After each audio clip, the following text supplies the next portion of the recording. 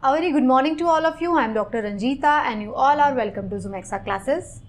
आज के इस लेक्चर में हम लोग पढ़ने जा रहे हैं class 11 history NCERT, old history NCERT जो आर एस शर्मा द्वारा लिखी गई है, उसके चैप्टर नंबर 7 के बारे में हम लोग पढ़ने जा रहे हैं। तो इस चैप्टर में हम लोग पढ़ रहे हैं advent of Aryans and the age of Rigveda. हम बात कर रहे हैं कि किस तरीके से जो आर्यन हैं वो हमारे कंट्री में आए थे या इंडियन सब कॉन्टिनेंट में आए थे, और ऋग्वेद जब लिखा गया है द ओल्डेस्ट टेक्स्ट, तो उस टाइम पर जो है वो क्या सारी चीज़ें डेवलप हो रही थी। So let's start. अगर आपका कोई डिटेल सवाल है तो आप मुझे इस ईमेल एड्रेस पे ज़रूर मेल करके बता सकते हैं। आपका कोई सजेशन है तो आप मुझे वो बता सकते हैं इस ईमेल एड्रेस पर।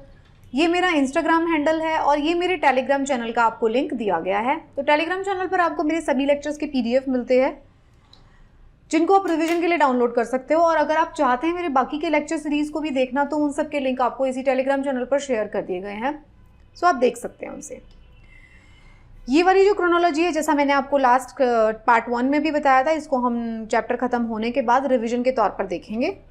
तो हमने अभी तक के चैप्टर के फर्स्ट पार्ट में बात किया कि किस तरीके से जो है आर्यंस हमारे कंट्री में आते हैं। तो सबसे पहली चीज़ जो आपको समझनी है अपने दिमाग के अंदर, आर्यन की अगर मैं बात कर रही हूँ, वर्ड आर्यन की बात की जा रही है, तो आर्यन वर्ड का मतलब जो है किसी रेशियल आइडेंटिटी से नहीं है। आर्यन वर्ड का जो मतलब आता है वो एक लिंग्विस्टिक आइडेंटिटी है। It is a language identity है, क्योंकि जो आर्यन लैंग्वेज है वो हमारी द्रविडियन लैंग्वेज से मिलती जुलती नहीं है, वो यूरोपियन लैंग्वेजेस से मिलती जुलती है। तो ये वो लोग थे जो भाषा बोला करते थे जो कि यूरोपियन लैंग्वेज से मिलती जुलती है। तो हमने बात किया था फर्स्ट पार्ट में कि क्या कहाँ से आए थे आर्यंस, किस तरीके से हमारे यहाँ पे आए, हमें कौन कौन से एविडेंस मिलते हैं, कौन कौन सी सिविलाइजेशन है जो हमें बताती है कि जो जिस टाइम पे आर्यंस आ रहे थे वो कहाँ पर आए होंगे, या उधर जो उसके एविडेंस भी मिलते हैं, रिटर्न रिकॉर्ड मिलते हैं। तो हमने ये सारी बातों के बारे में बात किया। हमने देखा कि आर्यंस जो है किस तरीके की लाइफ बिताते थे, क्यों बहुत सारे रिकॉर्ड्स नहीं मिलते हैं आर्यंस के बारे में, क्योंकि वो एक नोमैडिक कम्युनिटी की तरह रहते थे। ये सारी बातें हमने फर्स्ट पार्ट में बात किया। हमने देखा कि किस तरीके से जो है आर्यंस आते थे, वो एक ही बार में नहीं आ गए। ऐसा नहीं हुआ कि किसी एक साल में उठ के सारे आर्यंस हमारे इंडियन सब कॉन्टिनेंट में एंटर कर गए, बट वो फेज वाइज आ रहे थे। मतलब एक वेव आती थी, फिर दूसरी वेव आती थी, फिर तीसरी वेव आती थी। वेव्स के फॉर्म में वो अलग अलग टाइम पीरियड पर आते रहे हैं। हमने बात किया था कि जो आर्यंस होते थे उसके बीच में जो होता था, यहाँ के जो नेटिव लोग होते थे और आर्यन की और जो बाकी की ट्राइब्स होती थी, ये ट्राइबल लोग ही थे, तो उनके बीच में आपस में कन्फ्लिक्ट हुआ करते थे। तो हमने देखा था आर्यन क्या थे, नोमैडिक पीपल हैं, तो वो ट्राइब्स के फॉर्म में रह रहे हैं। स्टार्टिंग की बात है, ये ऋग्वेदिक पीरियड की हम बात कर रहे हैं, तो उनके कन्फ्लिक्ट होते थे यहाँ पे रहने वाले ऑलरेडी लोग जो यहाँ रहते थे उनके साथ हो रहे थे, और उनके आपस में भी एक ग्रुप का दूसरे ग्रुप के साथ कन्फ्लिक्ट होता था। ठीक है, तो ये उसके मेंशन किया गया है। दासाज और दस्यूज के बारे में मैंने आपको बताया था। मैंने आपको ये बताया था कि कौन कौन सी इंपॉर्टेंट ट्राइब्स थी, जैसे भरता ट्राइब के बारे में हमने बात किया था। उनका प्रोफेशन क्या था, एग्रीकल्चर उनका प्रोफेशन था। इंपॉर्टेंस जो थी काऊ की बहुत ज़्यादा थी। आर्ट और क्राफ्ट में बहुत अच्छे थे, एग्रीकल्चर में काफ़ी अच्छे थे। तो ये सारी बातें हम लोग बात कर चुके हैं।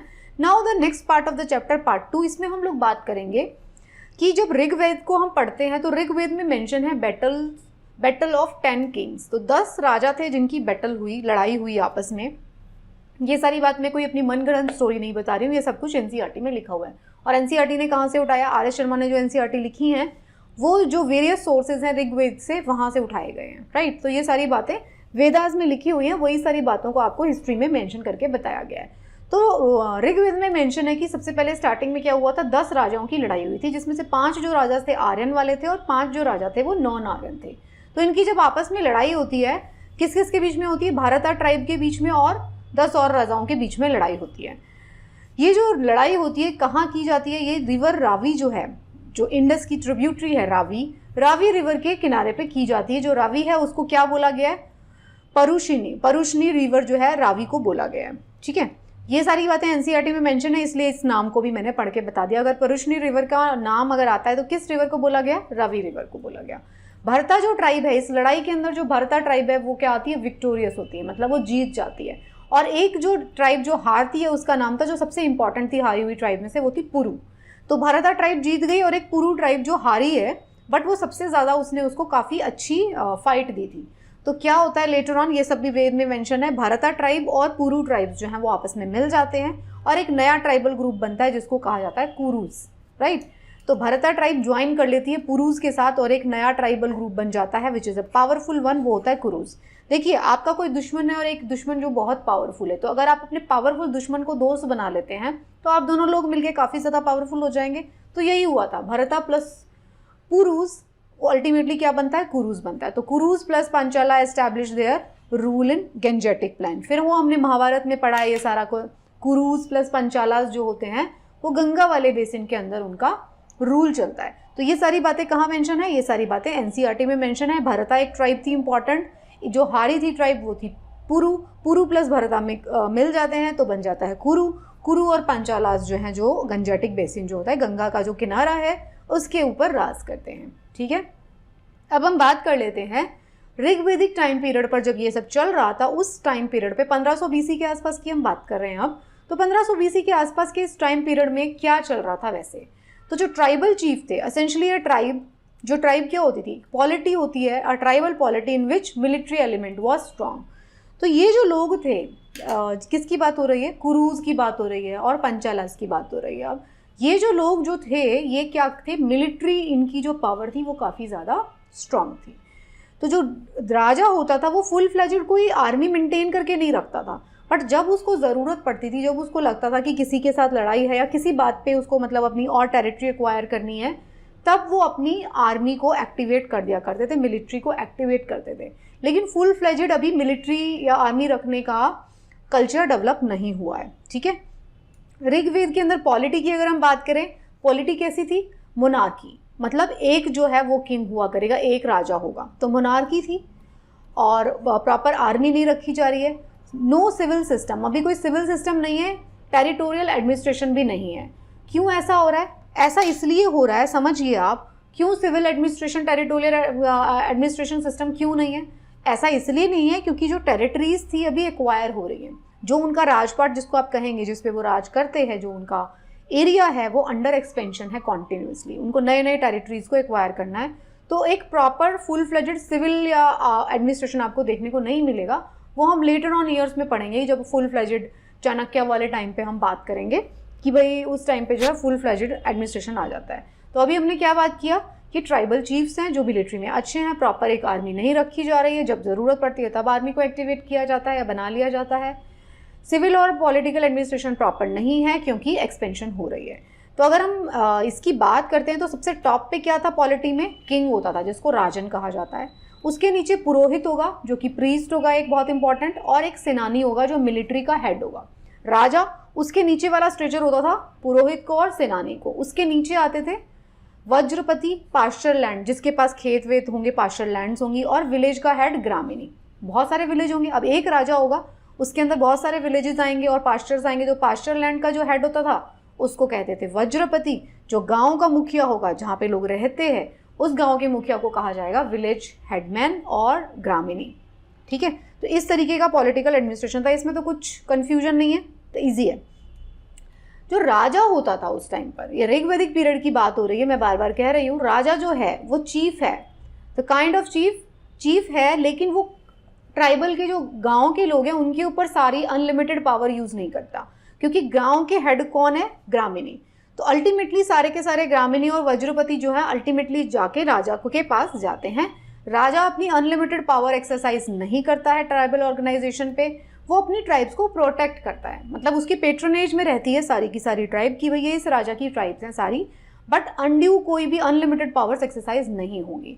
क्या कर रहा है राजा, ट्राइब्स में क्या होता है, कैटल्स को प्रोटेक्ट करता है, लड़ाइयाँ जो होती हैं एक्वायर करने के लिए टेरिटरी उसमें पार्टिसिपेट करेगा, प्रेयर ऑफर की जाएगी ऑन बिहाफ ऑफ ट्राइब, पूरी ट्राइब के नाम पर राजा जो है पूजा किया करता था, एक्सेस, नाइफ, सॉ, स्पीयर्स ये सब प्रोवाइड किए जाते थे। ठीक है, तो राजा जो था वो अनलिमिटेड पावर एक्सरसाइज नहीं करता था, उसकी पेट्रोनेज में सारे के सारे ट्राइबल लोग रहते थे, उनके अपने अपने ग्रामीणी और वज्रपति होते थे। ठीक है, एडमिनिस्ट्रेशन की अगर हम बात करते हैं तो डे टू डे एडमिनिस्ट्रेशन जो था वो किंग को कौन हेल्प करते थे, देखिए सेकंड नंबर वाले जो लोग हैं पुरोहित प्लस सेनानी, ये उसको एडमिनिस्ट्रेशन में हेल्प करते हैं, जो भी तरीके का एडमिनिस्ट्रेशन वो कर रहा है।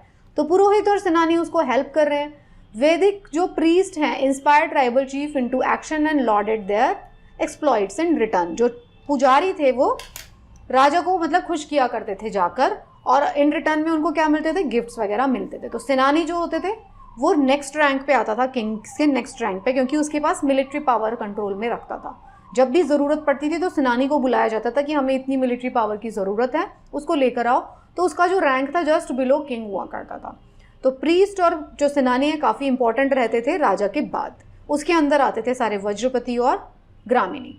जो लोग होते थे वो ऑफर करते थे, वॉलंटियर ऑफरिंग देते थे किंग को, जिसको बलि कहा जाता है, उसके लिए गिफ्ट्स लेके आते थे। शुरू से रहा है, अपने राजा के लिए जो है लोग सारे गांव के गिफ्ट लेकर आते हैं। अभी भी आप देखेंगे, अगर आप किसी को बहुत बड़ा मानते हैं, आपके गांव के हेड हैं या आपके सिटी के हेड हैं या जिस किसी को भी आप मानते हैं, तो आप उसके लिए गिफ्ट्स लेके जाते हैं अलग अलग ओकेजन्स पे। तो इसी तरीके से गाँव के लोग जो थे अपने राजा के लिए, ट्राइबल लोग जो थे, गिफ्ट्स लेके जाते थे। Presents and spoils of war were distributed. जब भी कोई लड़ाई जीती जाती थी तो ट्राइबल लोगों के बीच में सारे के सारे जो गिफ्ट्स होते थे उनको डिस्ट्रीब्यूट कर दिया जाता था। अगर हम एक्सपेंशन की बात करते हैं, एक्सटेंट की बात करते हैं, तो ये देखिए, ये जो ऑरेंज और रेड कलर का आपको पिंक कलर का जो दिख रहा है, ये सारा एक्सपेंशन है उस टाइम पे अर्ली वैदिक पीरियड में, जहाँ पे आर्यंस रहा करते थे। तो इनिशियली ये कहाँ पर थे, नॉर्थ वेस्टर्न रीजन में ही डोमिनेट करते हैं। क्यों था ऐसा, क्योंकि अभी जो है यहाँ पे सारे जंगल हैं, जिसको धीरे धीरे लेटर वैदिक पीरियड में आप देखेंगे उनको क्लीन किया जाएगा और ये लोग इस तरफ माइग्रेट करेंगे। स्टार्टिंग में इनका एक्सपेंशन सिर्फ यहाँ पर था, जहाँ पे पहले इंडस वैली सिविलाइजेशन थी। तो अराउंड इंडस ये रहते थे, तो इसको सप्त सिंधु।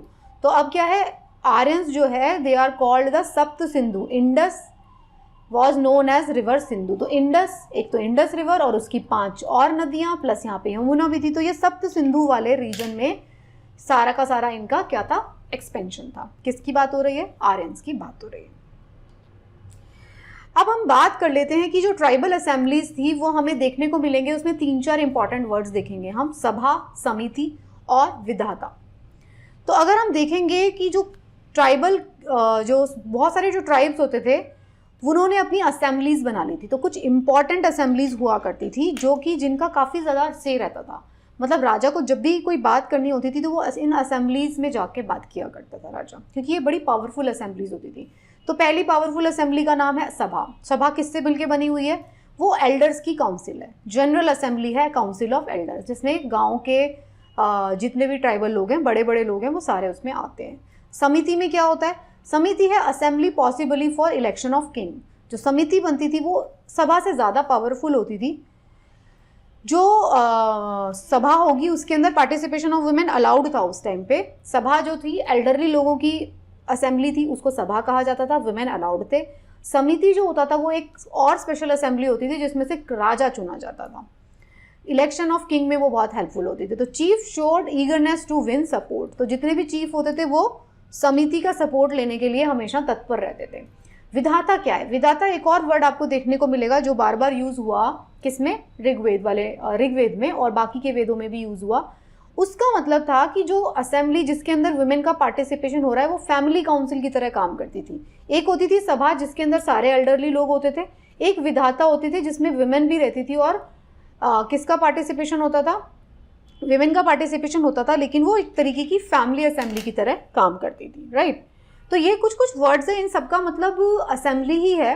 कंफ्यूजिंग वर्ड्स हैं, कहीं कहीं जगह पे आप देखेंगे, ये एनसीईआरटी से उठाया गया इसका एक्सप्लेनेशन है। कुछ कुछ किताबों में आप देखेंगे जिसमें इनका मीनिंग थोड़ा थोड़ा गलत या अलग लिखा गया है। तो क्यों ऐसा हुआ है, ऐसा इसलिए हुआ है क्योंकि ऋग्वेद में सिर्फ वर्ड यूज़ किया गया, लोगों ने उस वर्ड को समझने की कोशिश की है कि इस वर्ड का मतलब क्या है, इसीलिए थोड़ा थोड़ा डिफरेंस आता है इसमें। बट आप बेसिक मीनिंग इसका समझ लीजिए, राइट। जो ये समितियां होती थी, जो असेंबलीज होती थी, ये एक्सरसाइज करती थी मिलिट्री और रिलीजियस फंक्शन एक्सरसाइज करती थी। सभा एंड समिति मैटर्ड अ ग्रेट डील। तो जो सभा और समिति जो है ना, जिनकी हमने बात की है, विधाता को छोड़ें तो ये बहुत ज़्यादा इंपॉर्टेंट हुआ करती थी। अगर हम ट्राइब और फैमिली का स्ट्रक्चर देखें हायरार्की में, तो सबसे ऊपर आता था जना।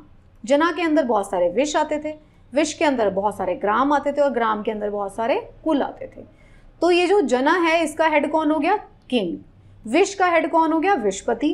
ग्राम का हेड हो गया ग्रामिनी और कुल का हेड हो गया कुलपति। तो ये कैसे है, जना, विश, ग्रामा और कुला। इसको 3-4 बार पढ़ लीजिए, जना, विश, ग्रामा, कुला। जना, विश, ग्रामा, कुला आपको याद रहेगी, ये लाइन याद रह जाएगी, जना, विश, ग्रामा, कुला। यही इसका हायरार्किकल ऑर्डर है। तो जना की अगर हम बात करें तो ये क्या है, people's primary royalty was to tribe and which was called jana, which occurs in Rigveda. Rigveda में बार बार यूज किया गया। Jana was also the largest political unit presided by king. तो जिस ट्राइब की आप बात कर रहे हैं वो जना है, जो एक पर्टिकुलर ट्राइब होगी उसका वो एक जना कहलाएगा, जिसका एक राजा होगा। जना के अंदर आएंगे बहुत सारे विश। अनदर टर्म क्या है, विश, जो कि विशपति होगा। जना was divided into number of wish. ये आप समझ सकते हैं, कंट्री है, कंट्री डिवाइडेड इनटू स्टेट्स है, state divided further into districts. ये उस तरीके से आप उसको समझने की कोशिश करिए। तो जो जना था वो जो एक ट्राइबल आइडेंटिटी है, उसका हेड राजा है, उसके अंदर बहुत सारे विश आते हैं। विश का एक हेड होगा विशपति। विश के अंदर क्या आएंगे, ग्राम, फिर कुल। तो vish was probably divided into grama and it was presided by vishpati. उसके बाद ग्रामा आता था और उसके बाद कुला आता था। तो kula was the smallest socio political unit and it was presided by kulapati. देखो ये वाला ऑर्डर आप याद रखना, जन, विश, ग्राम और कुला। तो जो कुला है ग्राम के अंदर आएगा और उसके अंदर कुलपति होगा। Usually it comprised of a large joint और एक्सटेंडेड फैमिली। तो आपने देखा जना, उसके नीचे विश, और विश में क्या होता था, विश जो है वो डिवाइड होता था into number of gramas. Okay, और फिर कुला क्या होता था, ग्रामा के अंडर आते थे बहुत सारे कुला। तो आपको ये हायरार्किकल ऑर्डर जो है वो याद रखना है। अगर हम बात करते हैं किनशिप की, तो वो सोशल स्ट्रक्चर पे बेस्ड था। पैट्रियार्कल सोसाइटी थी उस टाइम पे। इंस्टीट्यूशन ऑफ मैरिज एस्टैब्लिश हो चुका था।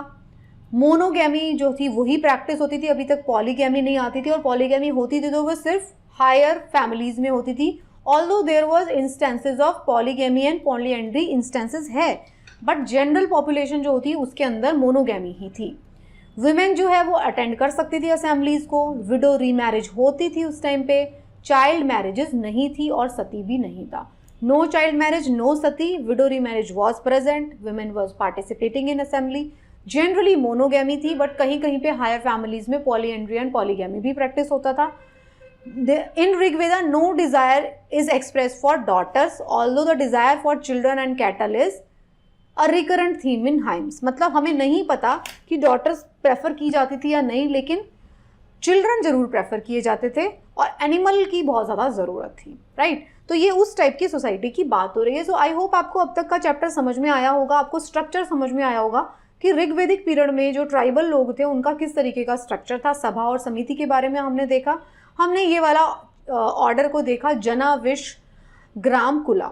तो हमने इस ऑर्डर को भी देखा। सो आई होप आपको पार्ट 2 समझ में आया होगा। पार्ट 3 में हम इस चैप्टर को कंप्लीट करेंगे। इस चैप्टर से जो क्वेश्चंस आते हैं वो जनरली इसी तरीके के आते हैं। कोई टर्म आपको दे दी जाएगी, उसका मीनिंग पूछ लिया जाएगा, या फिर एक क्वेश्चन के अंदर 3-4 स्टेटमेंट होंगे और वो आपसे इसके बेसिक्स के बारे में कुछ पूछेंगे कि भाई विडो रीमैरिज प्रेवलेंट थी या नहीं थी, जो चीफ होता था वो किस बेसिस पे सिलेक्ट किया जाता था। इस टाइप के सवाल जो है वो आपसे पूछे जा सकते हैं इस चैप्टर से। तो thank you so much. I hope आपको ये चैप्टर पसंद आया होगा, समझ में भी आया होगा। अगर आपको क्लासेस पसंद आ रही हैं तो आप बाकी लोगों को ज़रूर बताइए। And best of luck for your preparation.